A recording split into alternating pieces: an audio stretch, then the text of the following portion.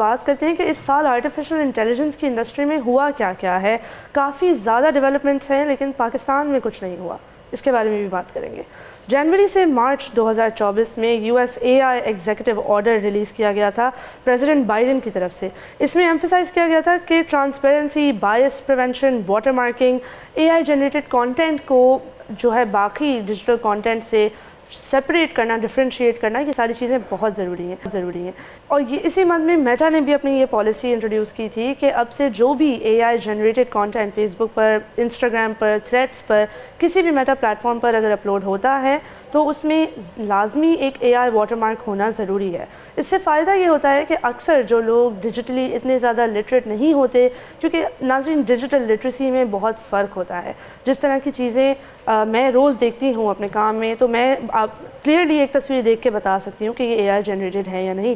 لیکن ابھی وہ لوگ جو میری طرح اس میں ٹرینڈ ہیں وہ بھی اس وقت مشکل کا سامنا کر رہے ہیں کہ اکثر تصویریں اے آئی جنریٹڈ اتنی زیادہ بہتر ہو گئی ہیں کہ اگر آپ نہیں بتا سکیں تو آپ غلط رپورٹنگ کر سکتے ہیں. اور یہ ایک بہت بڑا خدشہ ہے کیونکہ فیک نیوز پھیلانا، مس انفارمیشن پھیلانا یہ کوئی ایسی چیز نہیں ہے جو جرنلزم کا اہم ستون کنسیڈر کی جاتی ہیں جیسے کہ ٹریڈیشنل میڈیا میں اکثر ہوتا ہے.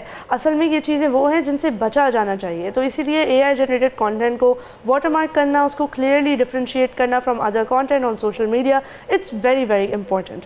یہاں یہ بھی بات کریں کہ اسی ایگزیکٹو آرڈر میں ایسے کی کمپوننٹس بھی تھے کہ اے آئی ڈریون مس انفارمیشن کے اوپر کس طرح کام کیا جائے، یو ایس الیکشن میں کس طریقے سے اے آئی کا استعمال ہوتا ہے اور کس طریقے سے اس سے ریلیٹڈ مس انفارمیشن پھیلتی ہے.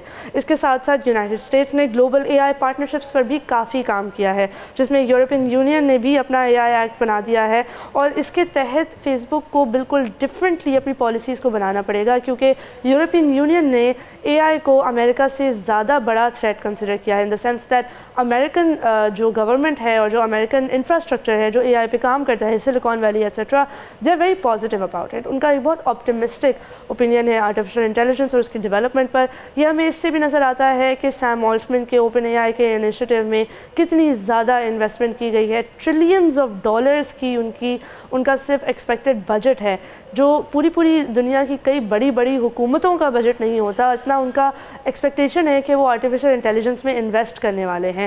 اسی طرح ہم دیکھتے ہیں کہ دنیا بھر میں یہ ساری چیزیں، A I adoption in health care and governance بھی کافی زیادہ حد تک ہوئی ہے. اے آئی روبوٹ لائرز، اے آئی کا استعمال کر کے میڈیکل ہیلتھ کیئر کو جو ہے وہ زیادہ ایفیشینٹ بنانا، ٹرانسپیرنٹ بنانا اور بیسکلی اے آئی کو یوز کرنا in every other management possibility.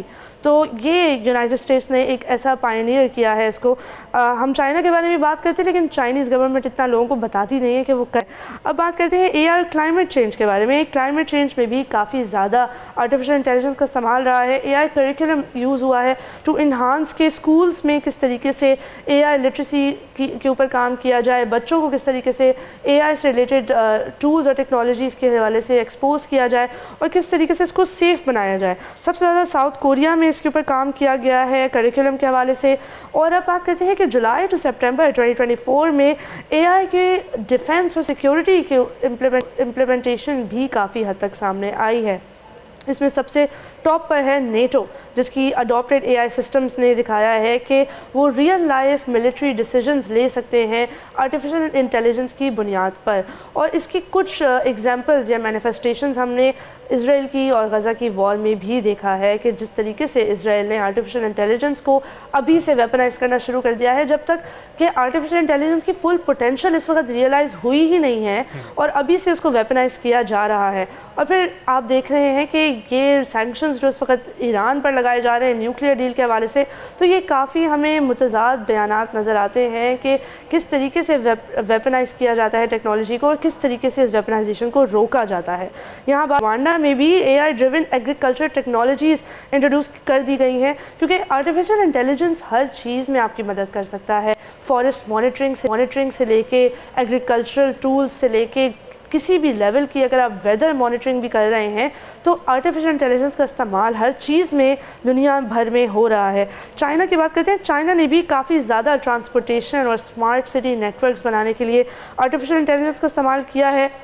Legislations میں بھی اے آئی کا بہت زیادہ رول رہا ہے، کیونکہ دیکھیں جب بھی کوئی نئی ٹیکنالوجی آتی ہے اس کو کس طریقے سے استعمال کیا جائے گا، کس پالیسی کے تحت اس کو مانیٹر کیا جائے گا، ریگولیشن اس کی کیسی ہوگی، یہ ساری چیزیں بہت ضروری ہو جاتی ہیں کہ اس پہ فیصلہ سازی ہو، پالیسی بنائی جائے، اور وہ پالیسی کے اوپر ڈیبیٹس ہوں کہ پوری دنیا سے مختلف پالیسیاں بنیں، لوگ ڈیبیٹ کریں، بتائیں کون سی پالیسی بیسٹ ہے۔ لیکن پاکستان اس دور میں بہت بہت پیچھے ہے۔ انفیکٹ ہم نے اے آئی پالیسی تو شاید بنائی بھی تھی، لیکن کیونکہ ہمارے یہاں نہ انٹرنیٹ ہے، نہ ہم وی پی این استعمال کر سکتے ہیں، تو ایک بہت ہی ریڈیکولس سی نوشن ہے کہ پاکستان کیا ہی کرے گا۔ لیکن آپ دیکھیں بے شک ہم نے اے آئی میں کچھ نہیں کیا، لیکن ہم نے آئی ٹی میں ایسا کام کیا ہے کہ پوری دنیا نے بھی نہیں کیا۔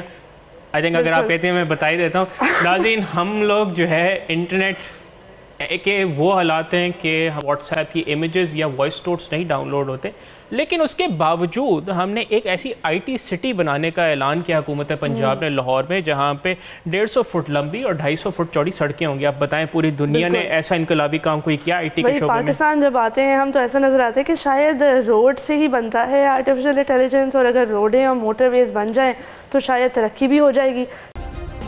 سبسکرائب کریں اور بیل دبائیں تاکہ کوئی خبر رہ نہ جائے۔